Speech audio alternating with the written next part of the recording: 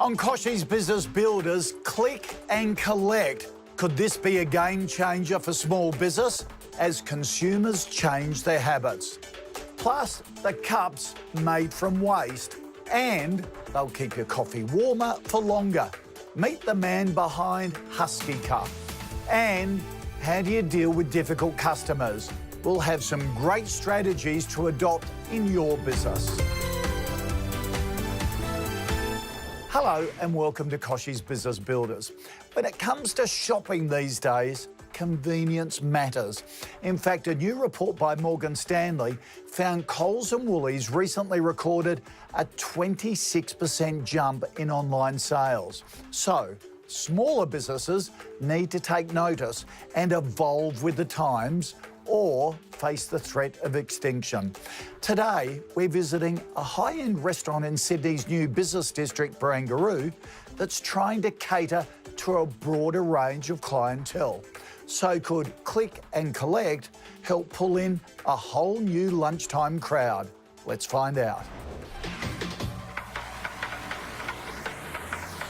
It's the lunchtime rush at Bel Brio, an Italian restaurant that does a good fancy lunch.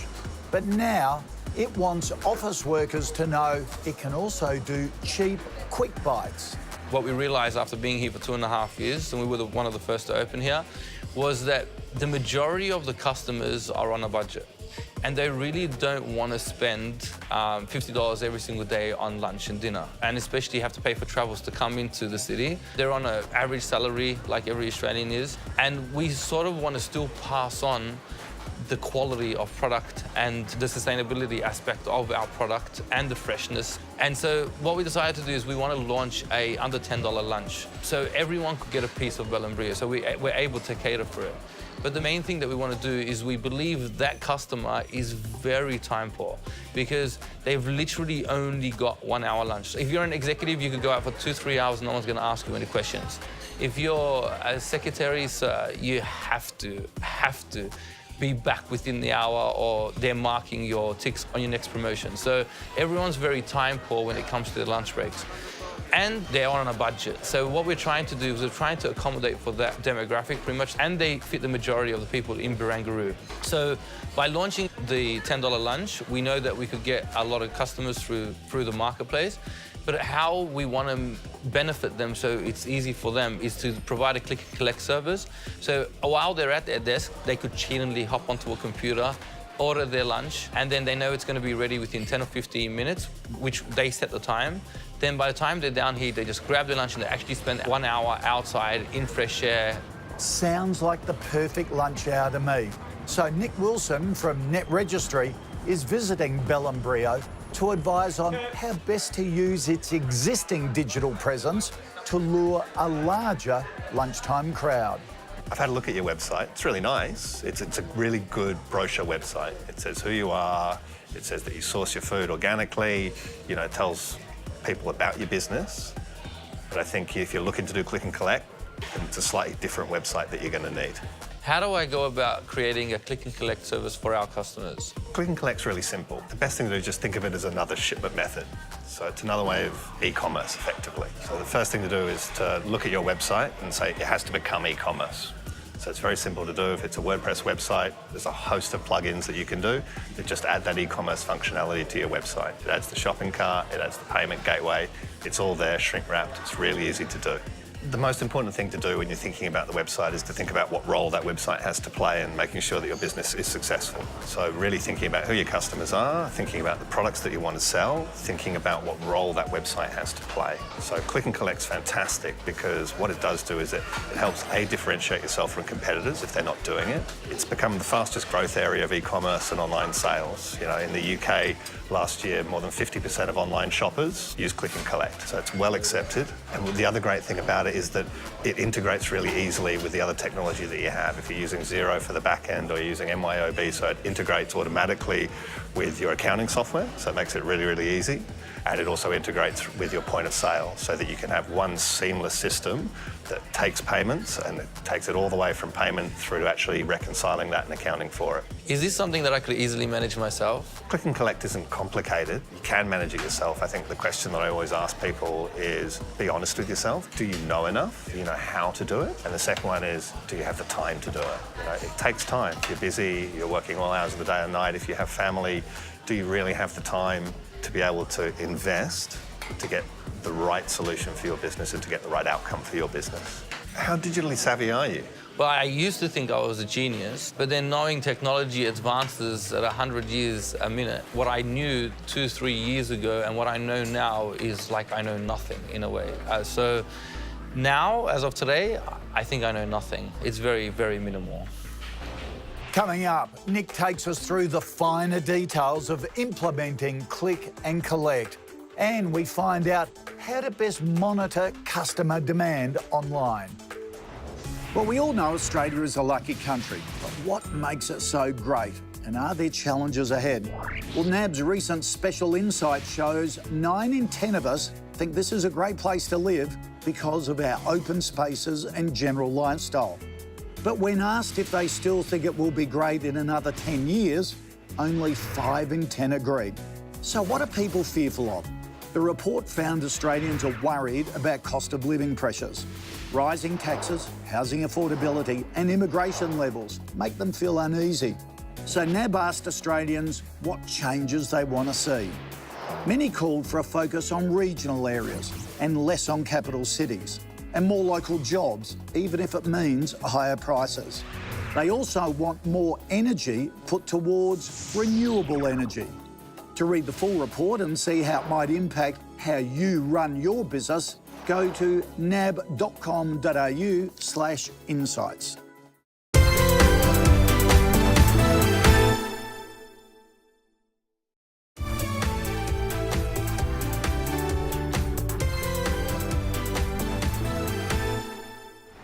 Hey, my name is Pete Hazelhurst and I love small business. You're watching Kochie's Business Builders. There's an unstoppable force emerging from the digital world. Online selling is becoming popular as customers look for convenience. So today we're talking to a Sydney-based restaurant looking to offer quick and affordable lunches at the click of a button. Mark Richardson is passionate about food. His business, Bel Brio, prides itself on creating fresh, organic dishes for not only a sit-down lunch, but also a quick bite. Well, our customer is very diversified, so you could spend $110 per head in the venue, or you could spend $8 for a sandwich. So we've got fine dining, where an executive would want to host for his clientele in our venue. Or then you have the bar, where you have pizza, pasta, where that's sort of the average spend. So if you don't want to go all out, but you want to sort of spend in the middle parameters of your spending. Or you could go into our marketplace and buy a sandwich or a takeaway pasta or a takeaway pizza for under $10. So our customer is very, very diversified. So we're just from every angle. We've got something for everyone pretty much in Bel Brio. Mark is obviously a passionate business owner, but when it comes to the digital side of things, the setup of click and collect model has him a little overwhelmed. How does that make you feel when it comes to running your business online? We're very uncomfortable because when you have a great product, unfortunately, just having a great product these days isn't sufficient enough. So you're in competition with the world. It's the World Wide Web. And you need to be able to promote yourself better than everyone else. So these days, it's not about how good you are, but it's about how much presence you have online. And unfortunately, I found that out the hard way. So after 2.5 years of trying to offer the best, you see competitors that are offering so much worse for the same price value, getting more customers. And the reason they're getting more customers is because they could make their website look sexy and they pass the message better on Facebook and they've got a better customer engagement online and their online presence is so much better than what ours is. And so what it turns out is it doesn't matter how good or how great you are or whether you're welcoming people into your own home, if people don't know that or you can't pass the message across, then it's not good enough anymore. You have to offer more services online because that's where your customers are. The majority of research starts through a search engine. People need to be able to find your business if they're going to buy from you. And if they don't know that you exist, they can't buy from you. So in order to make sure that they can find your business, they can make the right decision, they can make the right purchase for them, you have to be online. It's simple. What about marketing it? What's the best way to go about that? To market click and collect, just picking another shipment method for e-commerce. So you have to make sure that your website has e-commerce functionality. There's WordPress, there's a host of add-ons. If you're using Squarespace or using NetRegistry or using any popular website, it's very easy to get that functionality on board. What we would say is that if you're going to market click and collect, first thing I always advise people to do is to go to Google Analytics. Really understand the traffic around your site. What pages are people visiting and what sources are they coming from? What channels are they coming from? Are they coming from Facebook? Are they coming through Google? Are they coming from Instagram, from Pinterest? Once you've got that, then we advise people put click and collect front and center on your website. Make sure that it's there on your homepage where you get most traffic. People that are looking for click and collect will see it instantly, and then it's a simple click all the way through to purchase.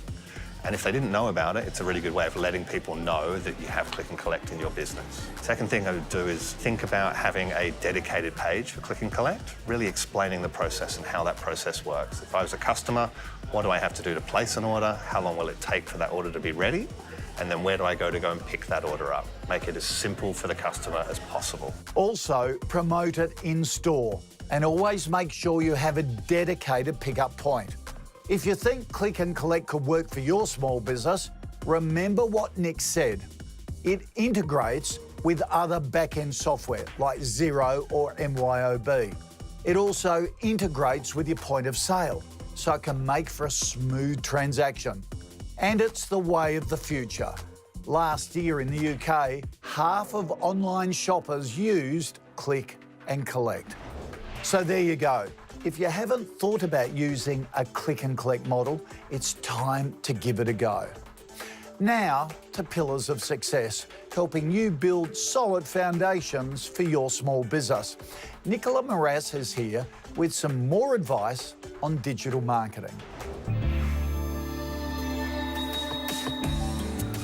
This week's pillar of success is all about owning it online. How do you get the confidence to start putting yourself out there online?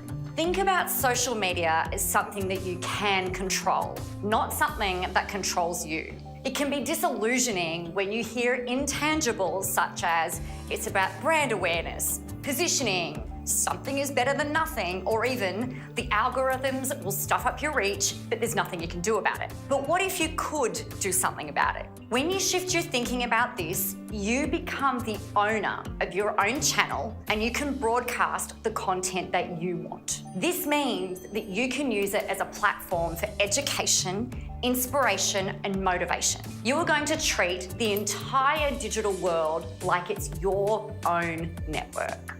You own every platform and you can put whatever you want out there in order for it to work for you. The sole focus of your network is about adding value to the marketplace. And the way we create value for your audience is by solving problems that they have, inspiring them, educating them, and entertaining them. When you embrace this, you'll be seen online as an expert in what you do. You'll become sought after, and this leads to a big impact with your audience. They're listening, they're watching, they're resonating, and they are with you all the way. Still to come, if you can't go past a coffee in the morning, then stay tuned.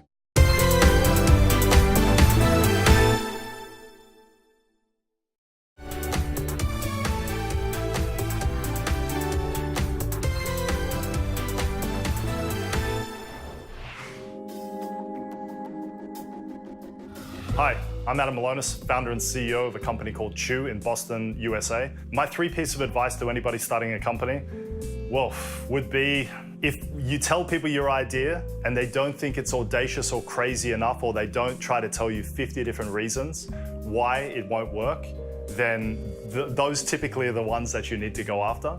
Funding, people see funding as a measure of success. They will overfund an underdeveloped idea. You sell too much of your company at too early of a rate. And maybe the last one would be, perfection is a fleeting moment in time. Perfectionist is an excuse. The path of excellence is one where you continue to iterate and you don't believe in this particular end destination of perfection. So perfection is typically the thing that slows you down. Excellence is the thing that continues pushing you and you keep on moving towards things that are better and better each time. Thank you. There's no denying Australians love their coffee. And we're not the only ones. More than 2 billion cups are consumed around the world each day. So that's a lot of disposable cups that end up in landfill. Our next entrepreneur is trying to change all that with a cup you can use over and over again. So Huskee Cup is what it sounds. It's a cup. So it's a really simple concept and a simple project on one hand, but at the same time, we're still trying to solve a really big problem. One of the things we noticed was that the excess takeaway cups were just causing a huge amount of waste in landfill, and we wanted to try and solve that problem, not just with a cup, but with a system that could replace takeaway cups in cafes. Huskee Cup is a coffee cup. It's made from coffee, but the husks that are left over in the manufacturing process are farm level. So what we've done is taken the residual husk, milled it down and produced what is just a really simple cup, but with a bunch of features that we think are going to be really great for cafes and consumers as well. Huskee cups are unique in the sense that it can be a dine-in cup, so we actually can replace ceramics. So we've already got a bunch of cafes that are already using them as their dine-in replacements, and that's because they're durable and they last a long time in a commercial environment. But the other advantage is that because it's got a universal saucer and a universal lid, consumers can use them as a takeaway replacement as well, which is great. Like any startup, it's always hard. It doesn't actually get that much easier. You do learn a few things along the way, but for us, we did still have to get over some hurdles. And for me, with a background in cafes, that's one thing, but actually learning how to do manufacturing and learning how to do logistics and freight was totally new to me. So I obviously had to learn how to interact with new industries. We had to go through the financing process again, and we launched on Kickstarter. And getting to where we're at now has taken a long time, but it's been really worthwhile. Yeah, launching on Kickstarter was actually fantastic for us. It was a great way to get consumer awareness. It was great to see what people's responses to the product was. And obviously, with Kickstarter, which is not financing in the traditional sense, it's actually sales. So we got to sell our product to people all over the world and get user feedback and get their responses and work out who likes it and who doesn't. So that was a really great way for us to launch the product, get early sales, and work out where we should best launch from. Huskee, for us, is very much a values-driven business. We want to make a positive difference in the world. We want to impact the farmers, and we want to see a positive benefit for them. We want to see consumers be able to make a difference, and often, unless they're given something or a way to participate in something different, how can they help? So we see what we're doing as the ability to achieve that, and internally in the company itself, we want to run the company well. We want to be sustainable. We want to do things differently. We don't want to leave a footprint. And so not only the product that we create itself, but the way we do business is really important for us. Being environmentally sustainable is becoming so important in business these days, and Huskee Cup is a great example of that. A lot of big businesses are also investing in sustainable practices like IKEA, Panasonic and Patagonia. It's definitely something worth looking into. A small change can go a long way. Coming up, word on the street. We'll ask small business owners what they really think.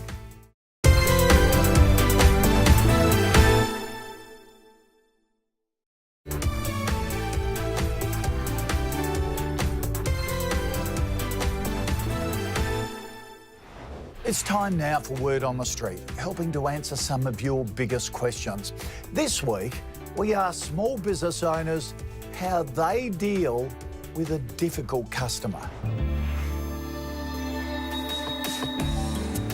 I deal with difficult customers by telling them the truth. From our digital team's perspective, customer service is the lifeblood of our insights into how our customers interact with the brand and who they are.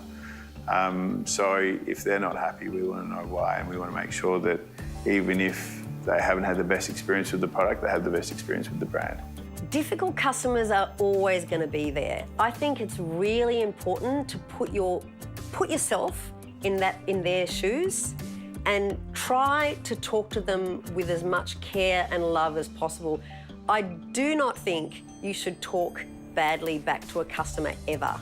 I think really try and consider how they're feeling and appeal to their need before you start putting forward yours. Because it's a small business, every customer counts. So if somebody has a bad experience, we try and do anything we can to rectify that. We have a really good relationship with every single one of our clients, and usually if there's a problem in their eyes, it's a problem for us as well. So we'll go to great lengths to try and make sure that every single customer is satisfied. Now for Ask Kochie, where you send me in a question, I do my best to answer it. Hi Kochie, my name is Kathy and I'm the owner and founder of French Cargo. French Cargo is a Parisian lifestyle store. We sell fashion, jewellery, beautiful French soaps, candles, French linen and wonderful French homewares. We are located at Ramsgate in Sydney. I have a lovely corner position and I'm located on a busy street. Wonderful loyal clientele, but my question for you, Kochie, is how do I increase foot traffic? There's not a lot of foot traffic in the street. I'd love to know how I can get them to come and visit my gorgeous store. Thank you. For my answers to your problems, be sure to tune into Facebook Live every Tuesday at 12:30 Eastern. And of course, feel free to throw me any live questions you might have as well. Coming up next week, meet the founders of a Japanese restaurant chain that's not only survived, but thrived in the highly competitive hospitality game. And don't forget, you can catch up on this episode and plenty more at kochiesbusinessbuilders.com.au. See you next time.